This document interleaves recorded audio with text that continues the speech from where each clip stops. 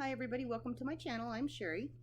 I have basal joint arthritis in both my thumbs and have had arthroplasty on both of them. I am facing the third surgery on my left hand. Not exactly sure what it is called yet. It's where they take bone from the next finger, put it in the thumb, take more tendon, put it in there, and then pin it. Not sure exactly what that is yet. I haven't got my paperwork so that I can research it, but I know I can't find anything on it. So this channel is going to be about me trying to help you, show you some of my tricks from my last surgeries to help your recovery, because I learned a lot. And so today I'm going to show you how to make ice bags at home that work. And I'm going to show you one of my favorite tricks that I got from my knee surgery. It's a kind of like a cryo cooling thing that you use. So here we go. Let's show you some of my tricks. I'll teach you how. So this is my cryo cast. It's like a thermos. It has a little spigot down here, a little vent up here at the top. You can use for leverage, and you can't use both hands. You put ice and water in here and salt to make the water colder. Put the lid back on. Shut. Well, I'd leave the valve open because you get your air. So then you take this up here so you can see what I'm doing. So you take this little hose that hooks to the cryo. This little thing hooks to your cuff. Patricia, you're gonna hear my dog. We've got roofers and she's not liking it. Anyway, so you take that end. Right. Technical difficulties. Screw on to the bottom. This is my bad hand, so I can't do that. Here you see the end. And there's this end. Patricia, stop it. Stop.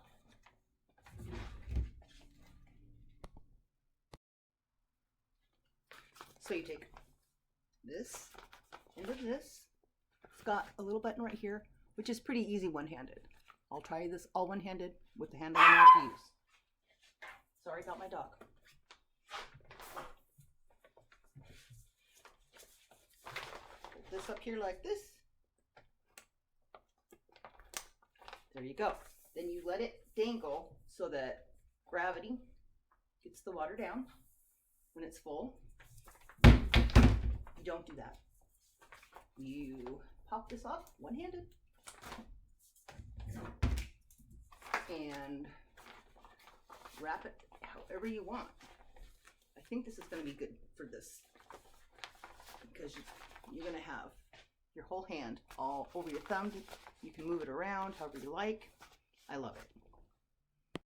Okay, so I have 4 cups of water just about to boil.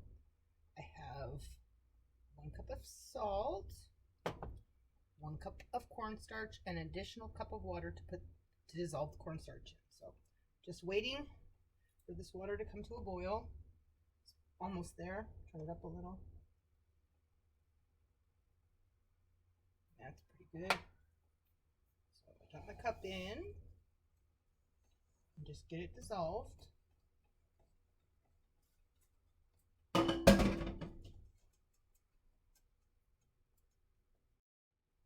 I thought I'd save you having to watch me for 5 minutes stirring this. So while your salt is dissolving, let it go, let it go. You will hopefully try not to burn yourself. Okay, salt is almost all dissolved, and we will let it come up to a boil.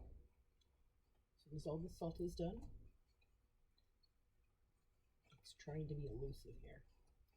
You need this to come to a full boil, but be very careful when you put this mixture, the cornstarch and water mixture in because it immediately bubbles and it could splatter you with really, really hot, thick stuff. It turns out like pudding, basically. And then it's bubbling, so be careful not to let that happen. I'll probably put it on my other burner and pour it in because I don't want to get burned by hot magma. Okay. So it's all pretty much done. Pretty much. Almost. Come on, Salt, you can do it.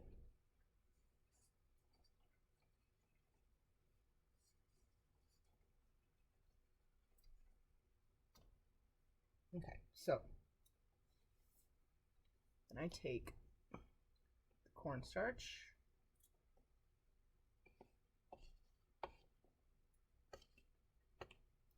and whisk it in here. It gets a little tight, so you got to keep stirring it till you're ready. And this is getting ready to come up to a full boil. Somehow I got a little black something in there. Oh well. You can also add food coloring to this if you want it blue or whatever color you desire. My water's just about there. I gotta keep stirring this or it'll start thickening at the bottom.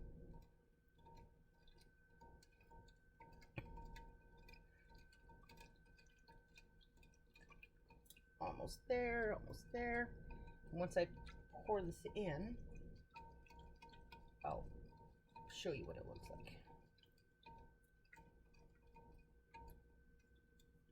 What do I have all over the place in here? Okay.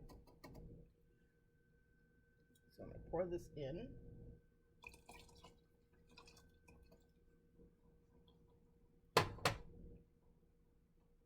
And it is thick, thick, thick.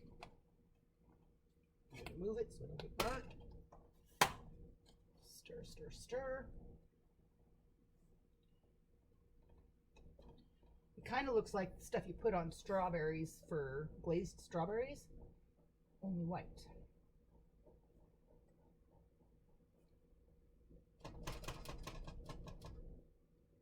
So I'll show you what it looks like.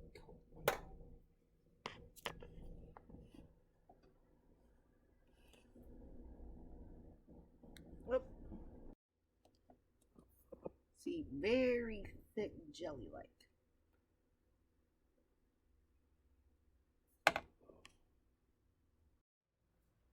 Okay, so this has been sitting for about an hour, just to chill off so you don't melt your Ziploc bags. But I've got a gallon Ziploc bag.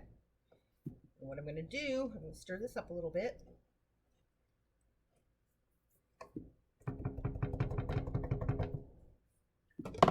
Then I'm going to hopefully not spill anything and pour it into the Ziploc bag.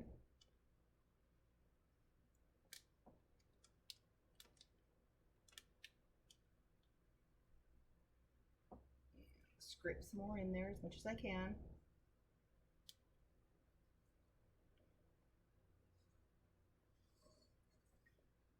Tap my sink.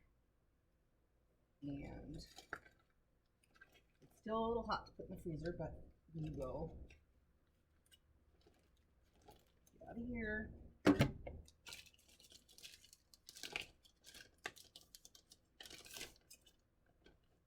Get all the air we can out. Oh, that's nice.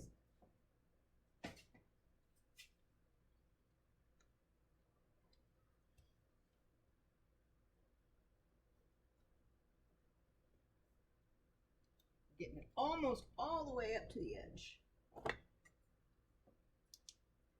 Tighten your Ziploc. I'm going to pretend. And then you take your second Ziploc and put the one with the gel in it, Ziploc first into the bottom, less chance of leaking. Oh, and a bonus tip, I'm preparing meals because I'm alone. So preparing meals is a good thing. I made spaghetti sauce yesterday, stew today. My next meal that I'm going to make is ham hocks and beans.